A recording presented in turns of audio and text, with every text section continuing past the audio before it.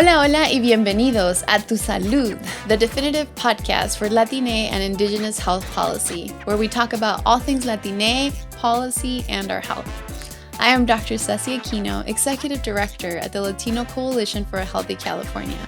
And today, I am joined by the wonderful Francisco Silva, President and CEO of the California Primary Care Association. Today, we'll be talking about the beauty of our childhood memories, running through the fields, farm worker justice, mecha days.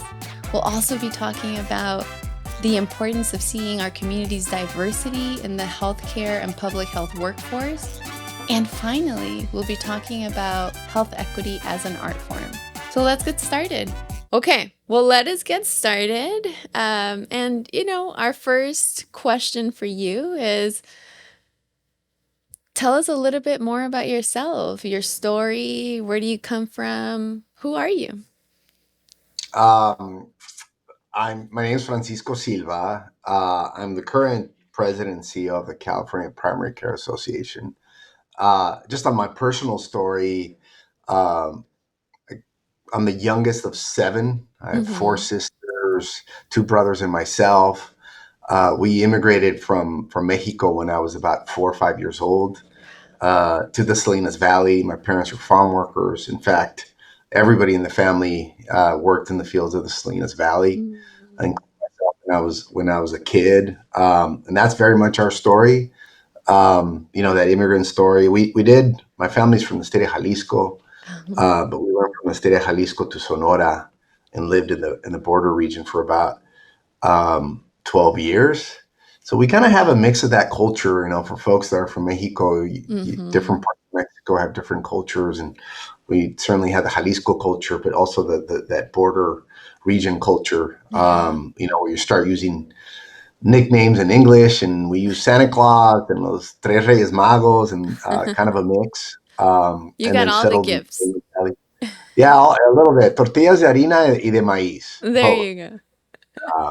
But in Salinas is really where I really got to see my first taste of Latinos coming together, a community coming together and making an impact and finding a voice. Where I grew up on the east side of Salinas, and at that time, we were often ignored. We didn't have a lot of services, and there was a few activists in the community that came together. Including one of my flag football coach, who was a teacher at my school, who eventually became an assembly member, Simon Salinas, and then a lawyer in town named Jesse Sanchez, his parents owned one of the first Mexican-owned stores in town, and it was back when we had records. They had books and records in Spanish and Espanol, and he was very active. So that was kind of my launching pad. Based on the community in Salinas and the needs of farm workers and immigrants to have an interest in making an impact in my community. That's wonderful. Thank you for sharing. Tell me, what was it like to grow up as the youngest in the family? El consentido? El consentido, right? So it has its upsides because, my sisters and my brothers, particularly the older ones, they love on you. They become like your second moms after mom. That's the way we do it when we have those big families. So you get a lot of attention and they're very sweet to you. But it also means you get left behind sometimes. Nobody wants to take the little brother when they're going to go do stuff. And there's a luxury to that because you get to kind of do your own thing. And there's a level of independence when you're the youngest of the family that big. But the best part is like when we come together, it's a big group of us, and it's always fun. You have automatic playmates, and we're super close to each other, and we've remained that way through many, many years. That's great. But I get to learn from them. Really, frankly, being the youngest, it's a huge benefit. The oldest in families. They tend to have huge responsibilities compared to the youngest, and certainly my older brothers and sisters were. They're the reasons I've had many opportunities in my life. That's so great. Because they worked hard and made sacrifices for the younger ones. That's So so I'm great. blessed being the youngest. Oh, that's great. I grew up with three younger sisters, so I think what I saw with my youngest sister was that she actually matured really fast because she was growing up with other adults, right? So it almost fast-tracked her maturity. And I don't know if you experienced something like that, but as the youngest, you have to, keep up with the rest of the family. So it's also that unique perspective that you carry and you know how to interact, right, with different folks, different characters, personalities. I think there's a richness also to being the youngest. I think I agree with that. Like my mom would say, "Oh, I felt bad because there's so many of you. I don't know if I gave you enough attention." Mm. And she did. She definitely did. But there's an element when you're the youngest, you kind of like you're a little bit on your own to some extent. Mm. Like I always tell my son and my daughter the story of uh, wanting to go play baseball. Yeah. And I rode my bike to the baseball, the park, and they said, "Well, you need a birth certificate, and you fill out this form, and then grab the forms, ride my bike." I'm like in fifth grade, right? Ride my bike back home, and you're translating at the same time, right? Right, Because right. my my parents didn't speak English. Have Mm. them fill out the forms, get my birth certificate, go back, and I would register myself for stuff. I And love it. and I did that for baseball. I did that like for I showed up to summer school one year because it was a special program where they went and took kids to different places, and I thought it was Uh-huh. fun. I just showed up, hopped on the bus, and went to I school love it. You were and navigating the enrolled system. myself. Yeah. So there is an element of like you just mature quicker, Yeah, for sure. that's so great. Oh, thank And, you for and sharing you that. you were the oldest, right? So you had that Yeah, yeah. role of raising yourself and helping with the little ones. Exactly, exactly. But I think there's such a unique perspective depending on where you sit in the family, right? But I don't think one is better than other. I think all of our different experiences helps us see the work now, right? Or just our approach to life can be influenced by that experience growing up.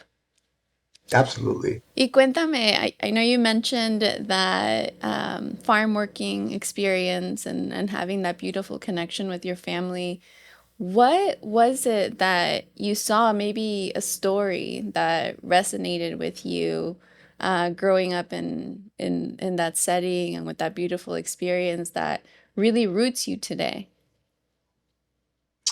Um, it's hard to pick one thing. Hmm. Um, um, I went and I worked with both of my parents. My dad worked in the agricultural fields and in the cauliflower. Mm-hmm. Uh, Tie rubber bands around the cauliflower plant so the sun doesn't burn it. Oh, Um, and that some of the memories that stay with me are some of the hard stuff and some of the fun stuff. yeah. Right.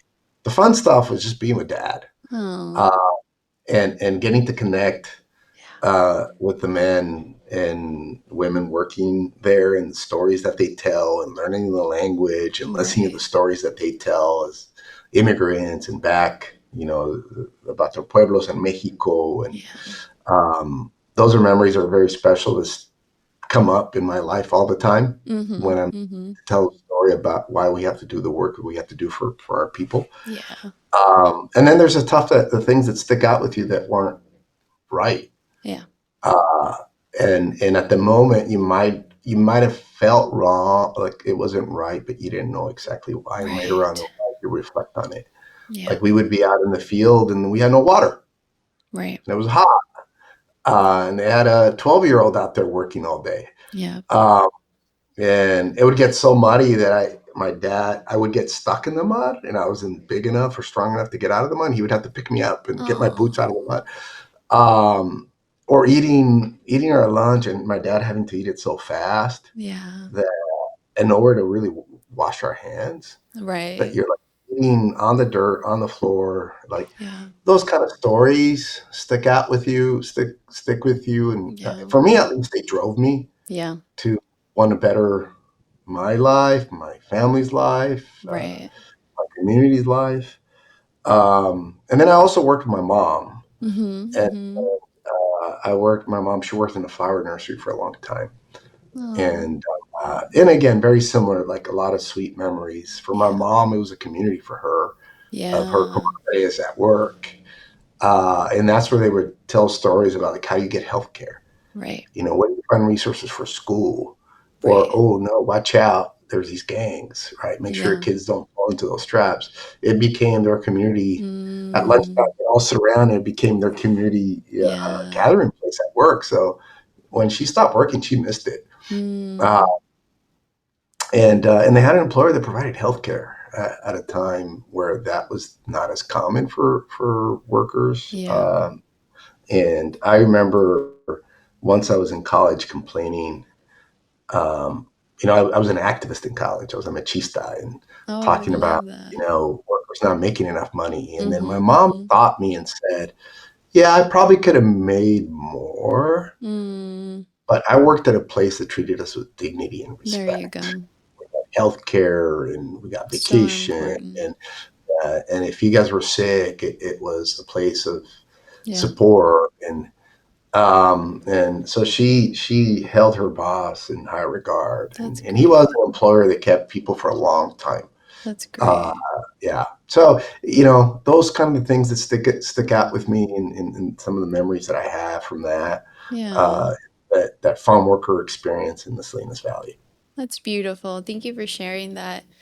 I think what you shared about that balance, right? The beauty with some of the hard realities that we had to face at such an early age, and keeping that balance, right? The joy, the fact that our families, regardless of what we were doing, right, they would bring us along. So we have that time shared with our loved ones, and the community pieces, right? Finding familia wherever we went because there was a need to share resources or information in the community. And I love that we can say that was our experience because I think for both of us, with your work with CPCA and at LCHC, that's where we see our communities thrive, right? When there's a lot of resource sharing, when we're going to where the community is, right? And I think Mhm. that's the beauty of community health centers and community clinics. That's where the community finds other families like their own. Yeah, and that's the piece that when we talk about the challenges of today in Mm-hmm. healthcare and all the things that we're Yeah. trying to do. There's a push to really mainstream healthcare. Right. Uh, and what I mean by that, where it looks more like a Sutter or a Kaiser or something Uh-huh. like that. Uh-huh. We talk about we can lose what it makes us special, which is the community based, community driven Yeah. approach that, that provides that forum, right? That's more than medical care. It's a Uh-huh. community, a place for community, a place to share resources, a place to have meetings about things that are Yep. happening in the community that aren't necessarily, connected to the health center themselves. Right. Uh, keeping that, that's the secret ingredient that Yep. makes us special, and frankly, we believe provides a better model of whole Of person care. care than anything Yeah. else, particularly for our community. Yeah. That's beautiful. So Francisco running the fields goes off to become the machista. What comes next? What was part of that journey? So I I'll backtrack a little bit, right? Okay, I think okay, I mentioned Jesse Sanchez in Simon Salinas and others in the community. They had this group called the Alsa Betterment Committee, and okay. I'll connect it. I'll answer your question, but Yes, I yes. think it's so related to that. And growing up, I remember thinking, "Wow, this Betterment Committee is Mm-hmm. super organized, powerful entity," because they were speaking out about the issues that Yeah. my community in East Salinas needed. And later, once I went to college it inspired me. Like I ended up walking for like the first city council member in 150 years of Latino descent in Salinas. And there was a Voting Rights Act lawsuit in Watsonville and Wow. Salinas. But the Maldef was involved in Yeah. Joaquin Avila. So I was, sixth grade, seventh grade, when all that happened, really impacted me. Yeah. Um, and so I that's why I became a machista. I'm like, oh Mm. yeah, I want to be an activist. I want to have a voice and make a difference. Yeah. And then I decided, oh, some of the people that were doing that were lawyers. I want to go to law school. Right. Um, and I went back in undergrad. I was a history, political science, Uh-huh. history major, minor in political science at Santa Clara University. And I Mm-hmm. went back and interviewed a lot of the people that were involved in that movement, Okay. and including Jesse Sanchez, who was one of the leaders. And I remember asking him, like, the House of Betterment Committee, what was your budget? And how are you organized? Uh-huh. And he starts laughing because I was asking all these questions, assuming it's this big entity. And Right. he said, the House of Betterment Committee was a couple of my compadres and comadres. Oh. We'd get together and watch our favorite TV show and saying, we got to do this, we got to do that. And that's it. He goes, we came together, no money, but we started speaking out. Yeah. And that had a big impact in Salinas. Uh, so that really stuck with me. Yeah. The lawyer piece really stuck with me. So I went on, I was an activist during 209 and 187, which is 209, the elimination of affirmative action. Yeah. And 187 was that, anti-immigrant Yeah. initiative that Pete Wilson pushed. It's been 30 Um, years this year. yeah, and I was an activist at that time, and I remember feeling really just frustrated, Yeah. and feeling like we got to do more. Mm-hmm. Um, so I signed up for this fellowship program in Sacramento. So I said, okay, let's Mm. see if we can make a difference from inside. Can we get to the Uh-huh. political policy making table? Uh-huh. Uh, and I did. I did a fellowship in Sacramento and learned a lot about, like, okay, there's a Yeah. way to really pull different levers and have an Yes. impact, and mostly have resources Mm-hmm. for communities. I was part of the budget committee, and Denise Ducheney was an assemblywoman who was just awesome Latina that Love it. found very creative ways to fund programs for farm workers. Farm Yeah. worker housing was a huge thing. Yeah. Worked for farm workers when we had storms and other things like that. Yeah. And then eventually law school after that. Mm-hmm. Uh, so law school and eventually back to politics and policy because I couldn't stay away. I was calling you back. It's calling me back. Well, we needed you and we needed your voice. So I'm so glad that you came back. Now, happy to be engaged. I, I think everybody has a really important role Yeah. in the work that we do. That we need the activists on the ground. We need the organizers, uh, Exactly. and then you have lawyers and folks like you who are leading and bringing people together to give us a Mhm. voice. I think we all got. Everybody has a different role, Yeah. um, and just finding the role that works for you. Yeah, 100%. And like you shared, right? There's different ways to influence the system. Our parents found ways to influence the system and navigate systems that weren't created by them or for them, right? But they helped us, continue our education, guided us through that. And now for us, with more opportunities, different platforms, we're able to influence the systems in a different way now, either from within, like you shared, right? Or from outside with advocacy and making sure that we're guiding the policies and all the implementation of them in a way that's equitable for our community. Absolutely, absolutely. And as you go through that journey, you learn Yeah, that things that you thought maybe not be impactful are. right. Like one of the things I reflect on is the stories we tell are immensely powerful. In Yes. our voice, in our community's voice, and then recognizing, like, I haven't been a farm worker for a very long time. Mm, I may not be the right voice, but can mm, I bring that voice when right. we're trying to figure things out? And that's, Yes, I think, really important to keep in mind because I think that's what really moves people. I All the agree. other things help, right? The organizing and having political influence and Yeah. legal, the lobbying, but like that story, telling our Yes. story is really powerful. Yeah. Staying in touch with the community.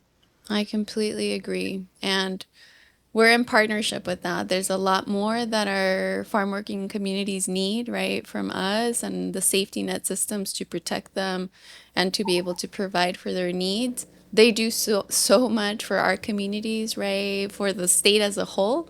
We saw during COVID, right, they kept the state fed and kept the economy moving. So I think there's a lot from our end that we can continue to advance this justice movement for our farm working communities in California. Absolutely. That's great. Okay, so this amazing personal trajectory. How do we get to CPCA? And tell us a little bit more about your role there and your vision for health equity through your role. Sure. I started my policy work on the education front, Mm, and the reason being, I was naturally saw education as a way to get out of poverty, empower a yeah, community, empower myself. yeah, Uh, and we had a long history in the Latino community that we were underrepresented in undergraduate education, graduate right. programs, law school, medical school. Yeah. So that was my passion, where I wanted to make an impact. And Mm-hmm. in this kind of work, sometimes you fall into things. Mm-hmm. Mm-hmm. Uh, you want to make an impact, and I wasn't looking to work in healthcare, Mm, uh, but an opportunity came up to work for the California Medical Association. Uh, mm-hmm. and it's one of the oldest associations in Mm-hmm. California, and Yeah. it was an opportunity to really engage in healthcare. And then one of the first things, so I went there, eventually became the general counsel there, and one of the first things Mm-hmm. we tackled is the cut to Medi-Cal. Mm-hmm. At a time Mm-hmm. where the budget was not healthy for the Yeah. state, and they drastically cut Medi-Cal. We put Yeah. together I was general counsel, put together a big coalition to Yeah. sue and get an injunction for the cuts. Yeah. Um, and that's kind of the beginning of my healthcare Mm-hmm. journey, my passion for protecting the resources that are most meaningful to our community. Yeah. So when the opportunity came up, I was asked whether I was interested in being the next CEO and president of the California Primary Care Association. Mm-hmm. It was a no-brainer, Mm-hmm. because health centers serve what it's 7.7 million patients across the state. Yeah. Uh, a third of all Medi-Cal patients are Yeah. served by community clinics, health centers, and Yeah. half of those are Latino. Yeah. And 30% don't speak Spanish. So it was an opportunity for me, like to really um, use everything I've learned Yeah. to do the best I can to get resources, That's great. for community health centers, for the communities that they serve, and the patients they have there. Yeah. Um, so and that's like a 20-year journey, uh, Great. and I really do feel like I'm home. It's what I Mm-hmm. our health centers and our board. There's Yeah. certain points where you leave home, go to college, and you try Yeah. different things, and you have your ups and downs, and then you come home, right? I love Uh, that. I feel like I'm home, um, Mm. representing. I had to go through all that. I Yeah. had to be a litigator. I had to be an Right. activist. I had to be a farm worker. Um, You were to picking up all the little involve. pieces that you Yeah, needed for it's today. my calling, and I think Yeah. for us, it goes back to the beginning of my story.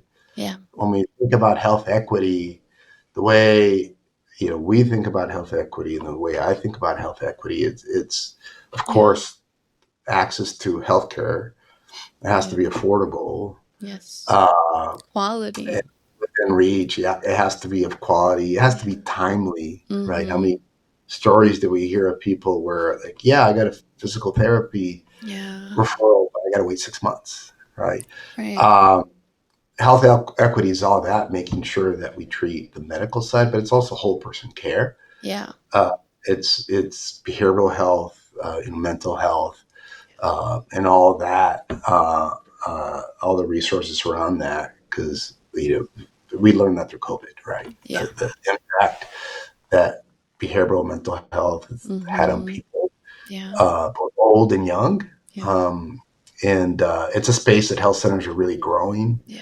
Uh, we're trying to grow capacity, Yeah. but it also means, so it's that's the access part. Right. Right. And then how are you providing the care? How is it quality? Like, is it in culture? Yeah. Is it in language? Mm-hmm. Uh, and all the studies show, right, when the care is with somebody Yeah. who understands your culture, understands your language, Yes. the quality of the care is a lot better. Yeah. Uh, And outcomes are better. significantly better, yeah. Yeah. Outcomes are better. Uh, from as simple as just the patient is able to communicate better and open up, Yeah. to also just understanding them and communicating. Yeah. Medicine is not a science. They say it's an Yeah. art form, and it's part of that. It's the relationship piece. So that's important for us from an health equity Yeah. perspective. And another one that I know we share common work in is, one of our pillars for health equity is civic health, Mm-hmm. the Mm-hmm. health of our community. Yes. Are they engaged civically? Do they Right. vote? Do they show Right. up to school board meetings? Are we addressing the social determinants of health Yeah. at the community level? Yeah. And we've embarked to really invest. A lot of our health centers Yeah. do it already, Yeah. and we're on this journey to teach each other how to do it better, I love and then how that. to collaborate with other organizations Yeah. that are doing it for a long time, right? Yep. There's community-based organizations that have been doing the civic engagement work, and Yeah. saying, can we partner with you? Can we Right. be a platform? Since we have health centers in the very communities that we're all trying to reach. Right. Uh, We're stronger so together. yeah, we're strong. We're can do the work together. We're in the same Mm-hmm. place, Yeah. and can we share resources? Yeah. There are some resources we have, and there's resources they have, and Yeah. together we're stronger. I But what's love that. that? That's a Cesar Chavez quote, right? Together, all things are possible. There you go. Cover of my notebook for Oh, Cesar Chavez quote, just as a reminder. I love that. I love that. Yeah. I think something that you shared really stood out to me, that this work is an art form, right? It's not rigid by any means. It's a beautiful masterpiece of different art pieces coming together to create the care that lasts, right? And even if we think about music, art, the way that our communities enjoy time together, right? You put a little bit of salsita, cumbia in the background, you're eating a carne asada. There's so many components to our health, right? And I think being able to recognize that art form in the way that you're providing and serving our community makes a huge difference. It's almost bringing, that makes me think. That's such a beautiful way to frame it. It makes me think about, like, bringing back the things that we learned. Mm-hmm. You asked me, what I learned from my farm worker experience, bringing back what our parents did, Yeah. right? How to form community, doing that in the work that Yeah. we do today, and not forgetting that, Yeah. right? Like connecting, like you and I connecting, and saying, how can we work together and figure things out? Mentoring the next generation Exactly. folks, and giving them space to grow, Exactly. and learn, Opportunities. all that. And it's as simple. I do think it's as simple as coming together and Yeah. talking, having tu chocolate, tu pan dulce, There you and go. A cafecito. yeah, or el compadre y la compadre having a beer as you plan the There you Alpha go. Betterment Committee or something like that. Exactly.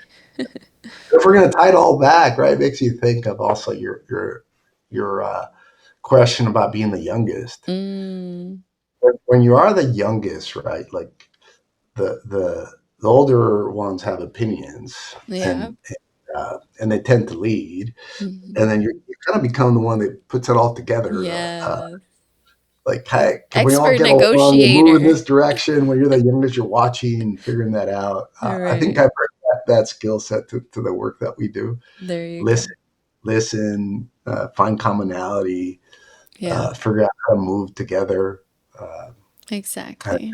that's helpful in Exactly. our work. And now $1 million question for you. How do we achieve health equity for our Latino and Indigenous communities in California? What's left for us to do? Uh,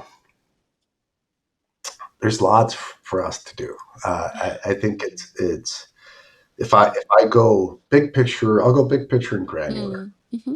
Right. I think we need to continue to invest where our community is. Yeah. Right. Whatever we're building the infrastructure uh, for healthcare Mm-hmm. has to be in the community.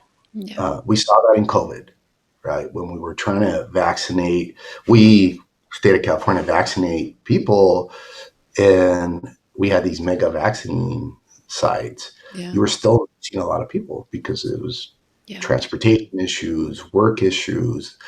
Uh, so I think from a big picture perspective, when we're designing care, Mm-hmm.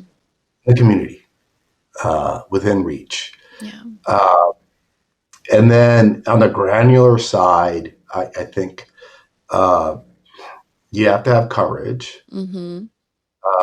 and having healthcare for all, and that was fundamental, right, Yeah. for everyone. Yeah. Um, and Medi-Cal expansion also huge. Yes. But then you have people kind of in the middle where you don't qualify for Medi-Cal. Mm-hmm. You can get care through Covered California, but is it affordable? Right. Right. So I Right. think affordability is huge, Mm-hmm. something that you have to continue to work on, so Mm-hmm. nobody's left behind. Yeah. Everybody gets access to care, and then once you have coverage, it has to be accessible, Yeah. um, and of quality. And those are the things that we talked about. Mm-hmm. Uh, and on the in language and in culture, Yeah.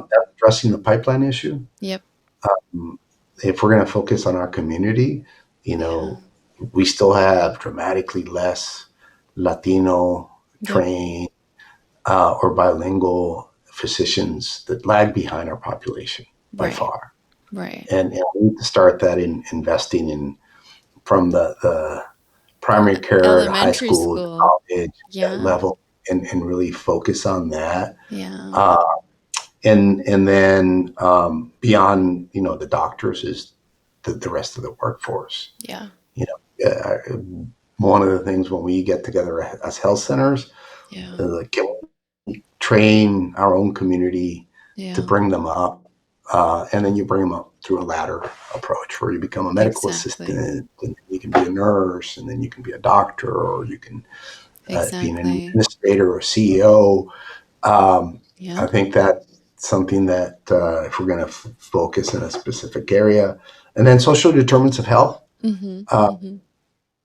I think it's an area that health centers for a long time have done the work. Mm-hmm. Not all of it, right? A lot of health centers originally were built because they were trying to address something, a patient population, a Mm-hmm. health condition, a community that was ignored. Yeah. You know, a Mexican immigrant community, a Central American immigrant community, a Right. Black community, the LGBTQ community. Yeah. Uh, uh, so and because of that, we've done some of the work already Right. to address, access to food, and address environmental justice issues. But Right. I think now for us is like in this new space, how do we do that in a way that's Yeah. more comprehensive? How do we partner with others in the community to do Mm-hmm. that? Mm-hmm. Uh, the work is underway. Yeah. It's got a name now. It didn't Yes. 15 years ago. Um, so, Yeah. continuing to work on that, and not saying it's somebody else's problem, but ours Right. to help solve. Hours. I love that.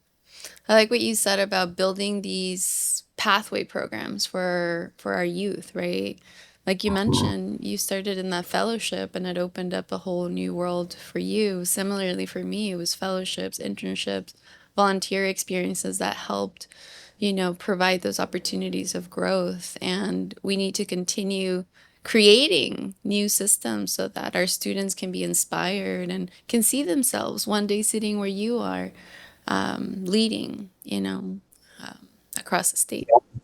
I agree, right? I think there's no better reaction than to see somebody young and say, well, he did it. I can too. Yes, Um, but also understanding, right? We all have different challenges and of obstacles course. and helping people through that journey. Yes. Uh, Absolutely. Yeah. And I think we can do that through healthcare. Yeah, Um, it is one of the biggest segments of the California economy exactly. and an opportunity for Yeah. growth, for community, and opportunity for leadership opportunities, Yes. and Yes. and everything you can think of. Yes. Uh, And it's a sound economic decision as well. Investing in 40% of your population, right? Making sure that population is healthy, has jobs, is infusing the workforce will only strengthen our beautiful state of California. Absolutely. Wonderful. Well, that brings us to the end of our conversation. I really appreciate you. Thank you for sharing your story with us, all those beautiful memories from the fields to the Mecha days to now the amazing leadership work that you're leading with CPCA. Thank you so much. Well, thank you. It's a pleasure, and thank you for your leadership for our Mm, community, for Latinos and Latinas all across the state of California. gracias.